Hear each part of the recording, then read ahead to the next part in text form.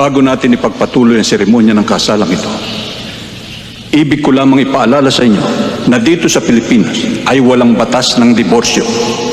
Dito, ang kasal ay tanikalang gagapo sa inyo habang buhay at tanging kamatayan lamang maaaring lumagot nun.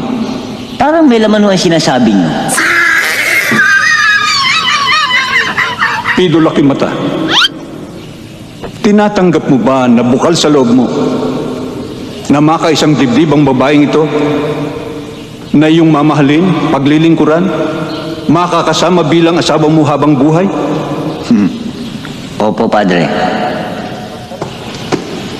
Dida Romulo, tinatanggap mo ba na maluwag sa iyong kalooban na makaisang dibdib ang lalaking ito at ikaw'y nangangako na kayo'y magsasama sa tuwa at lungkot, sa hirap at ginhawa habang buhay?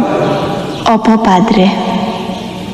Inuulit ko, tinatanggap mo ba makaisang dibdib ang lalaking ito na hindi ka matatakot, mahihiya o magsisisi man lang habang buhay?